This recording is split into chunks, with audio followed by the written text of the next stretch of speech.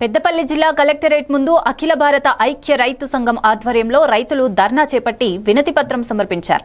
రాష్ట్ర ఉపాధ్యక్షుడు నంది రామయ్య మాట్లాడుతూ కేంద్రం కేటాయించిన 9,80,000 మెట్రిక్ టన్నుల యూరియాలో కేవలం 5,30,000 టన్నులే ఇచ్చి 3 లక్షల టన్నుల కొరతను సృష్టించిందని విమర్శించారు.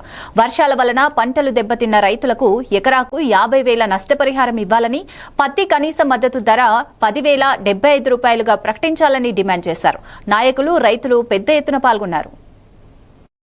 పంటలకు కూడా గిట్టుబాటు ధర లేదు. ఈ యొక్క పంటకు చట్టబద్ధత కల్పించాలి. ఇవాళ రైతులు అనేక మంది ఆత్మహత్యలు చేస్తున్నటువంటి పరిస్థితి ఉంది. కాబట్టి తక్షణమే ఊరి అందించాలి. ఇవాళ అంటే పంట నష్టపోయినటువంటి వర్షాలు నష్టపోయిన పంటలకు కూడా అంచనా వేసి ఎకరాకు 50,000 రూపాయలు చెల్లించాలి. లేనట్లయితే అన్ని రైతు సంఘాలు కలుపుకొని పెద్ద ఎత్తున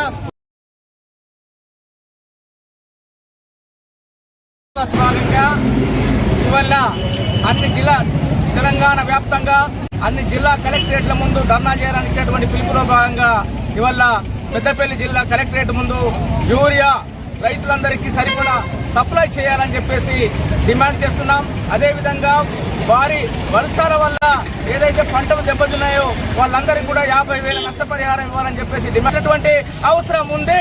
మరి ఇవాళ పొట్ట దశలో ఇవాళ పంటలన్నీ కూడా పొట్ట దశలో ఉన్నాయి. ఇవాళ నాటేసుకొని పెట్టుబడి పెట్టి అనేక కనుక యూరియా సకాలంలో అందకపోతే అవి తాలు గింజలుగా మారుతాయి, అవి గింజలుగా మిగిలాయి. కాబట్టి రైతు ఆందోళన పడుతున్న అందుకే ఈ యొక్క వాస్తవ పరిస్థితిని రాష్ట్ర ప్రభుత్వం కేంద్ర ప్రభుత్వం అర్థం చేసుకోవాల్సిన అవసరం ఉన్నది. అందుకే వాళ్ళ రైతులకు సరిపడా యూరియా ఇవ్వాలని చెప్పేసి అఖిల భారత ఐక్య రైతు సంఘం తరఫున మేము డిమాండ్ చేస్తున్నాం. అఖిల భారత ఐక్య రైతు సంఘం తరఫున ఇవాళ రాష్ట్ర కమిటీ పిలుపులో భాగంగా ఇవాళ యూరియాకు రైతులు చాలా కొరత ఇబ్బంది ఉందని చెప్పేసి